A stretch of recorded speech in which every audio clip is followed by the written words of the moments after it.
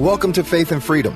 For the next few minutes, we hope to inform, inspire, and encourage you as we discuss legal victories and challenges to your fundamental freedom and religious liberties. Faith and Freedom comes to you from Liberty Counsel, a civil liberties education and legal defense organization. Join us now as Matt Staver, founder and chairman of Liberty Counsel, explains the latest legal issues all across this country.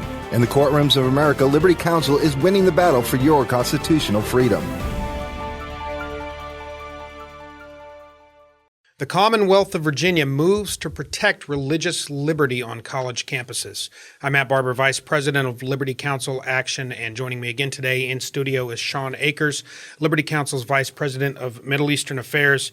Sean, Tony Perkins, our good friend and a fellow warrior for God's truth with the Family Research Council, has put out a Washington update talking about Virginia's new law that is being proposed. Legislators are going to vote on, have voted it to pass, in fact, and the bill will head to Governor Bob McDonnell's desk. This is a bill, SB 1074.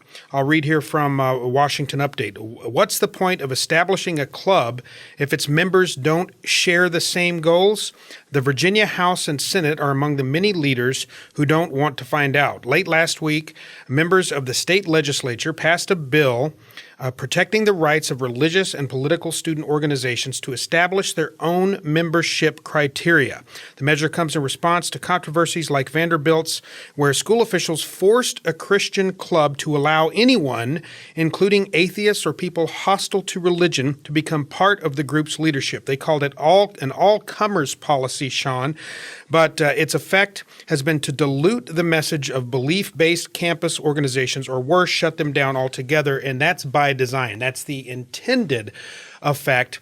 They view Christianity, again, as we talked about yesterday, the notion that there is objective truth, they view that as offensive, as discriminatory, so they are going to poison the well and attempt to shut down and destroy these clubs. Virginia has moved, thankfully, to protect the rights of students on campuses. You know, Matt, I'm so glad that at least Virginia took the Vanderbilt example seriously. What we're seeing here, if you want to put it in analogous terms, is ideological gerrymandering. That's really what we're talking about here. You see, when we have votes, Matt, one of the things that we watch very, very closely when we set congressional districts is how are you going to divide people up?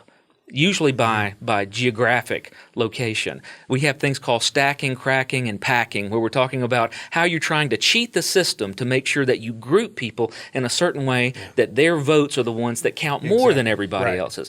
What you're seeing on these campuses is a very creative form of ideological gerrymandering, where what we're saying is we're not going to allow groups that disagree with us to group themselves to affirm their own beliefs in their own clubs. What we're going to do is create an avenue to stack or crack or pack those clubs with people who hold exactly the opposite ideology. So if you've got a pro-life group, maybe it has to have the option to have a pro-choice president, which would kill the group. As much as putting the head of the Cattlemen's Association of the United States over PETA or a gun control enthusiast over the NRA, that's really what we're talking about here, is taking these clubs that would dare to stand for life or for the traditional family or for marriage or for anything else and say, okay, we're not going to challenge as a university your free speech and your intellectual academic freedom, but what we are going to do is open the floodgates so that we fill your number so much with people who disagree with you that your club becomes nonsensical. It's clever. It's very clever. From a strategic standpoint, it's simply reprehensible. This is a tactic that, now there may be the anecdotal instance to the contrary, but this is a tactic that you're not going to see Christians trying to impose on the left.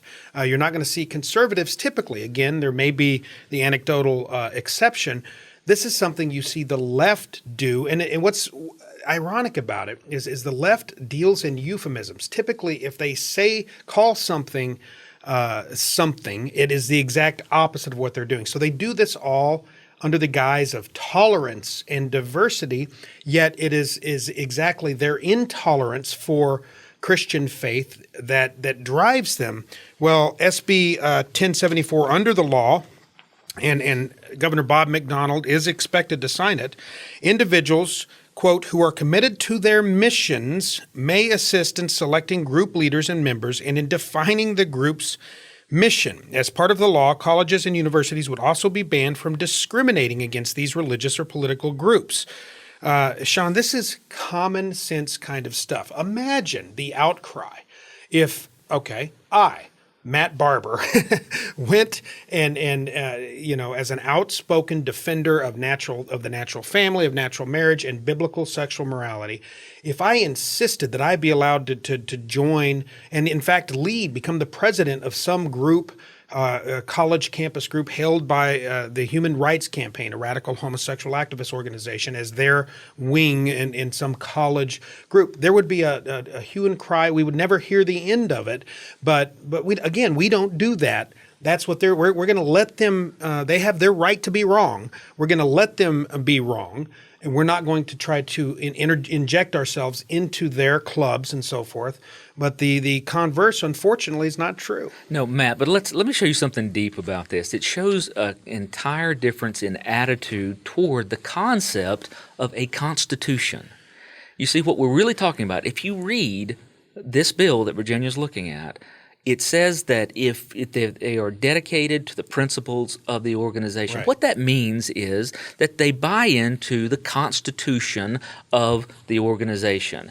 What you see from most conservative Americans is a respect for the constitution of an organization, that it is what its founders say that it is and not what someone else comes in and tries to redirect it unless they do it through the proper routes of constitutional amendments. So you see on every level this tactic, the same tactic that's being used with universities all the way up to the federal government of the United States, that here's what we can do. If I don't like what the organization says, I'll put people in who will disagree with it officially. I'll put leaders in who will not abide by the Constitution existing for the organization. That includes clubs on campuses, that includes state organization, and that includes, yes, the United States of America. If I disagree with the Constitution, I don't like what the founders said, then what we'll do, says the far left, is we'll put in a president and we'll put in leaders in Congress who will ignore that Constitution and do what they want to anyway, rendering the Constitution a dead letter. It's a tactic that's being used literally, as you see, at every level. Bingo. You've nailed it, Sean. When our elected officials take office, before they take office, they swear, typically put their hand on a Bible. Our sitting president did this. So this analogy that you've given here of the United States Constitution is that not that far removed, and people they are expected to, and in fact do, swear to uphold and defend the United States Constitution against all enemies, foreign and domestic. What we're talking about here, the analogy is, and it's not that far of a cry considering who our current president is, but the analogy is having someone who has outspokenly sought to undermine the Constitution, in fact seeks to overthrow the constitutional form of government that our founding fathers put into place, being forced to be allowed to come in. Vladimir Putin coming in and ruling this country in order to undermine the Constitution, the fundamental principles inherent with that Constitution. That's the big picture of what we're talking about here at the college level. Matt, we've seen this on so many levels. One of the great ones, if you haven't seen the video, Ma'afa 21, where we see how many eugenicists were placed in charge of Planned Parenthood organizations as Planned Parenthood became its own entity. What you're seeing is that to really know an organization, you have to not only know what its constitution says, but who its leaders are. This is nothing new. It's something that has been done for a very long time, but especially effectively in the United States since the 1960s. And we're seeing it here in the federal government, and we're seeing it on college campuses. But luckily, we do have people with their eyes open in the Virginia legislature that are saying we're going to at least cap this here in the state of Virginia for its colleges. Well, folks, Liberty Counsel, we have sworn to uphold and defend the United States Constitution against all enemies, foreign and domestic. That's what we're about the business of doing.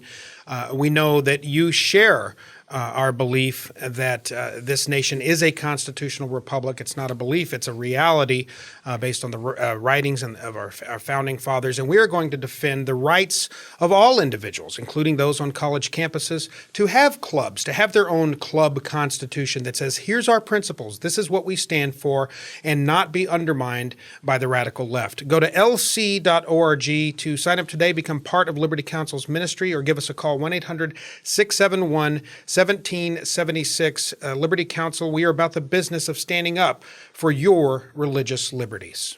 You have been listening to Faith and Freedom with Liberty Counsel. We hope that we have motivated you to stand up for your faith, family, and freedom. We can accomplish a lot when we work together. Get informed and get involved today. Sign up for our free monthly newsletter, The Liberator. We will send it out to you free of charge. Stay informed with our Liberty Alert email updates. Just click on the website at www.lc.org